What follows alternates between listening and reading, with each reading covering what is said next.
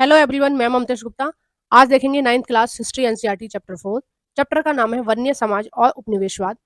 और इस चैप्टर का हमने थ्योरी वाला पोर्शन पहले कंप्लीट कर लिया है। अभी तक आपने नहीं देखा है तो इसी वीडियो के डिस्क्रिप्शन में मैंने दो प्लेलिस्ट की लिंक डाली है, एक एमसीक्यू वाली और एक थ्योरी वाली। आपको एमसीक्यू या थ्योरी 9th क्लास एसएसटी का जो भी देखना है आप उन दोनों प्लेलिस्ट पर क्लिक कर देख सकते हैं।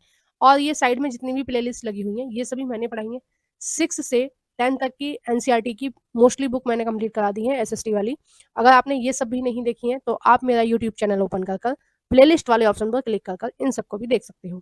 आइए शुरू करते हैं क्वेश्चन नंबर 1 से। भारत में इंपीरियल फॉरेस्ट रिसर्च इंस्टीट्यूट की स्थापना कब और कहाँ हुई?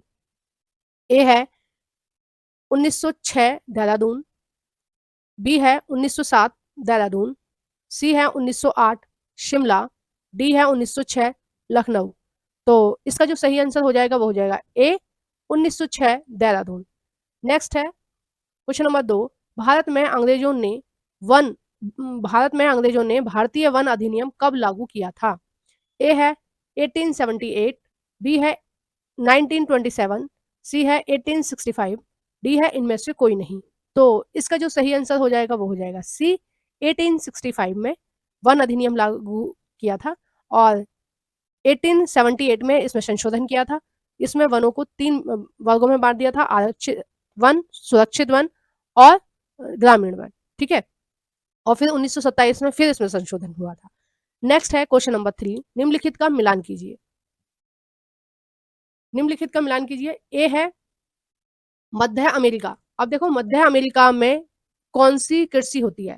देखो ये स्थान के नाम दे रखे हैं और ये पारंपरिक कृषियों के नाम दे रखे हैं। ठीक है, तो मध्य एशिया में कौन सी कृषि होती है? मध्य अमेरिका में कौन सी कृषि होती है? मिलप्पा। ठीक है, नेक्स्ट है अफ्रीका। अफ्रीका में कौन सी कृषि होती है? अफ्रीका में किस नाम से जाना जाता है इस कृषि को? अफ्रीका में जाना जाता है चितमेन। ठीक है, या तावी। ठीक है, ये या है या तावी। नेक्स्ट है श्रीलंका। श्रीलंका में जाना जाता है चेन्ना के नाम से, है ना। और दक्षिण पूर्वी एशिया में जाना जाता है लादिंग के नाम से। तो थर्ड का जो सही आंसर हो जाएगा वो हो जाएगा सी, है ना। ए का दूसरा, बी का तीसरा, ठीक है, और सी का चौथा और डी का पहला। ओके, और देखो मैं आपको ये भी बताना चाहती हूँ इसके विषय में कि ये आपकी बुक में ही दिए रखे हैं। वियतनाम में कौन सी नाम से जाना जाता है परंपरागत कृषि को? रे के नाम से। दक्षिण पूर्वी एशिया में लादिंग के नाम से। मध्य अमेरिका में मिलप्पा के नाम से। अफ्रीका में चितमैन या तावी के नाम से। और श्रीलंका में चेन्ना के नाम से। और भारत के मध्य प्रदेश में दहिया, बेवर, नेबर के नाम से जाना जाता है। ठीक है, पूर्वी एशिया यानी कि असम, मेघालय, मिजोरम, त्रिपुरा और इन सारे राज्यों में किस नाम से जाना जाता है? झूम कृषि के नाम से। ठीक है, ये जो 7 बहनें ये है पूर्वी भारत। नेक्स्ट है आंध्र प्रदेश में पेंडू के नाम से जाना जाता है और पश्चिमी घाट केरल में कुमारी के नाम से जाना जाता है इस कृषि को। और भी बहुत सारी नाम है जो कुछ इंपॉर्टेंट है, एग्जाम में पूछे जाते हैं, वही मैंने आपको यहाँ पर पीडीएफ में दिए हैं। ठीक है, आइए नेक्स्ट क्वेश्चन को देखते हैं। Question number 4। औपनिवेश भारत में जंगलों पर वन विभाग के नियंत्रण से वनवासियों को किन समस्याओं का सामना करना पड़ा? यानी कि औपनिवेश भारत में जो जंगल थे उनमें से जब वन विभाग के लोगों ने वनवासियों को निकाल दिया यानी आदिवासियों को निकाल दिया तो उनके सामने कौन कौन सी समस्या आई थी? ए है औपनिवेश सरकार ने उनसे उनका रोजगार छीन लिया। बी है वन विभाग ने उनसे शिकार और संग्रह करने का अधिकार छीन लिया।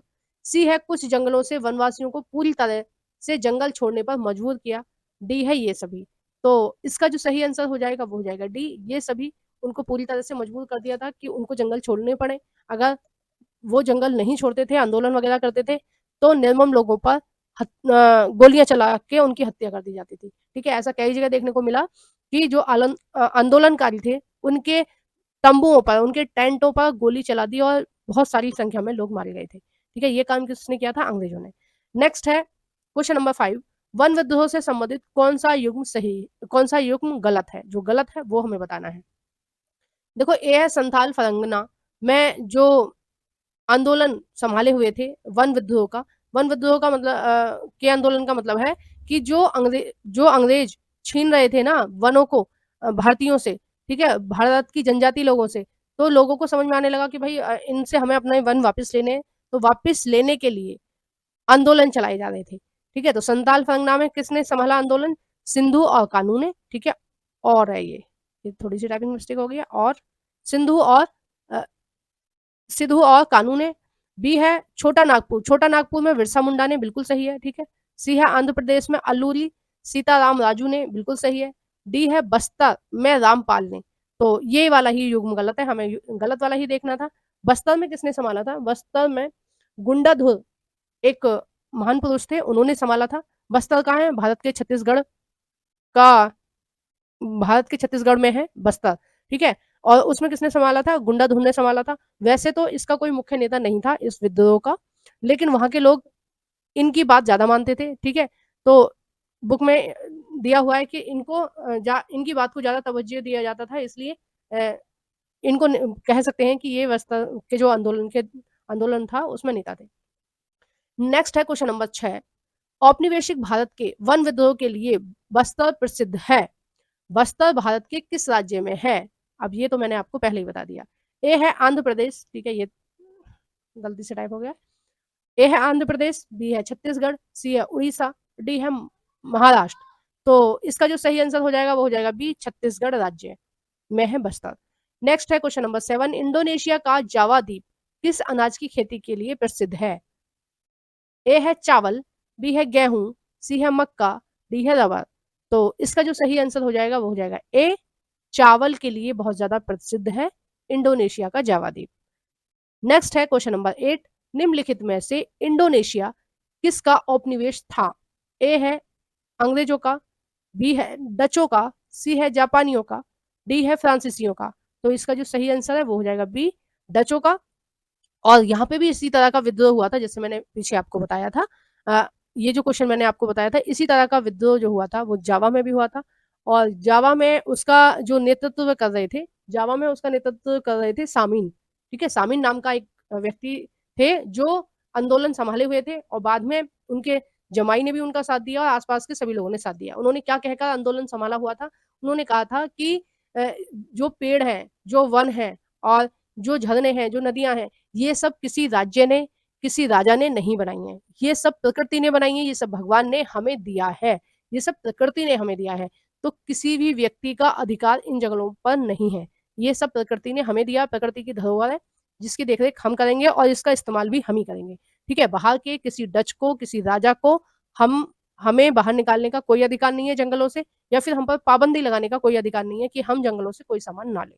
ठीक है, तो इनकी दलील बिल्कुल अच्छी थी, बहुत अच्छी लगी मुझे भी। ये सही बात है कि जो जंगल है, ये जो सारी चीज है, ये हमारी हमारी चीज है और हमें दिया है भगवान ने। ठीक है, अगर इसी तरह का साहस सभी देशों में दिखाया जाता, सभी जनजातीय लोग इस तरह के आंदोलन उठाते, तो अंग्रेज भागते दिखाई देते। ठीक है, बस ये रहता है ना कि लोग एकजुट सही समय पर नहीं हो पाते हैं, धीरे धीरे होते हैं तो उसका लाभ नहीं होता है। जब एकजुट सब लोग हो जाते हैं तो तुरंत क्रांति से फायदा होता है। नेक्स्ट है क्वेश्चन नंबर 9। जावा पर जापानियों के कब्जे से ठीक पहले डचों ने भस्म कर भागो नीति अपनाई। इस नीति के विषय में कौन सा कथन सही है? ए है सागौन के विशाल लट्ठों को डचों ने जला दिया, बी है डच जावा का धन लूट कर ले गए, सी है डच भारी मात्रा में लकड़ियों के गट्ठरों को अपने देश ले गए, और डी है ये सभी। तो इसका जो सही आंसर हो जाएगा वो हो जाएगा ए, कि सागौन के जो विशाल लट्ठे थे, यानी कि लकड़ियों को काट के जो गट्ठर बना रखे थे, उनको डचों ने जला दिया और कुछों को उन्होंने समुद्र में फेंक दिया ताकि जापान के हाथ ना लगे। ठीक है, नेक्स्ट है क्वेश्चन नंबर 10। औपनिवेशिक काल के दौरान भारत में निम्नलिखित में से किस कारण से खेती का तेजी से विस्तार हुआ? पहला है अंग्रेजों ने प्रत्यक्ष रूप से व्यावसायिक फसलों के उत्पादन को प्रोत्साहित किया। दूसरा है औपनिवेश राज्य का सोचना था कि वन अनु अनु उत्पादक थे। ठीक है, इसलिए उन्होंने तेजी से वनों को काट दिया और खेती का विस्तार कर लिया। तो सही विकल्प का चयन करें। ए है केवल पहला कथन सही है, बी है दूसरा सही है, सी है पहला और दूसरा दोनों सही है, डी है इनमें से कोई नहीं। तो 10 का जो सही आंसर हो जाएगा वो हो जाएगा सी, ये दोनों ही सही हैं।